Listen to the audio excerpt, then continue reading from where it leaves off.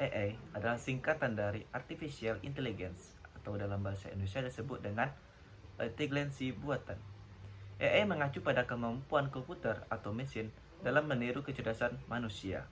AI memiliki kemampuan dalam belajar, dalam mengolah data, dan juga mengenai pola. Dan juga yang terakhir yang paling penting adalah AI mampu membuat keputusan yang tepat seperti pada manusia.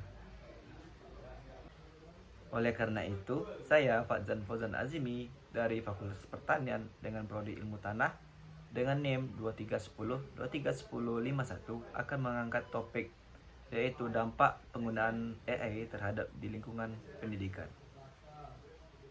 Oke, kali ini saya akan membahas 3 topik pertanyaan tentang AI dalam dunia pendidikan. Yang pertama adalah dampak positif dan negatif penggunaan AI terhadap pendidikan. Yang kedua adalah penyalahgunaan AI di bidang pendidikan yang disebabkan berbagai faktor. Yang terakhir adalah agar dapat terhindar dari dampak AI, maka hal-hal apa yang harus dapat Anda lakukan.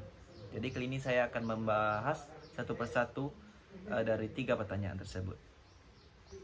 Yang pertama, kali ini saya akan membahas dampak positif dan negatif dari penggunaan AI terhadap dalam dunia pendidikan. Yang pertama adalah dampak positif.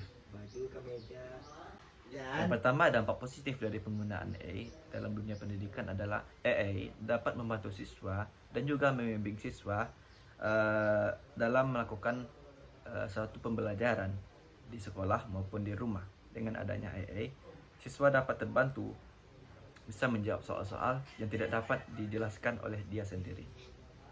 Dampak positif yang kedua dalam penggunaan AI adalah AI dapat membantu seseorang untuk memilih atau menyesuaikan konten gaya belajar dan juga kecepatan dalam pembelajaran, sehingga seseorang tersebut dapat meningkatkan efektivitas pembelajaran.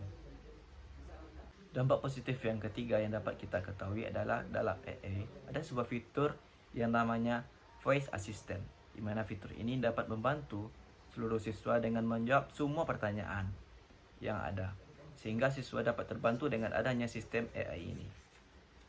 Selanjutnya saya akan menjelaskan dampak negatif dari penggunaan AI dalam dunia pendidikan. Yang pertama adalah kehilangan interaksi sesama manusia.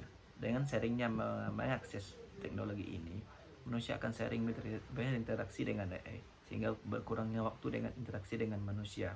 Sehingga itu dapat menimbulkan kesenjangan sosial dan juga emosional siswa akan menjadi terganggu. Dampak negatif dalam penggunaan AI yang kedua adalah kecanduan dalam dunia teknologi. Sering-seringnya membuka AI dapat membuat siswa atau guru kurang mengandalkan kemampuan manualnya dan juga kreativitas dalam pemecahan masalah, sehingga ini akan bermasalah pada masa depan mereka.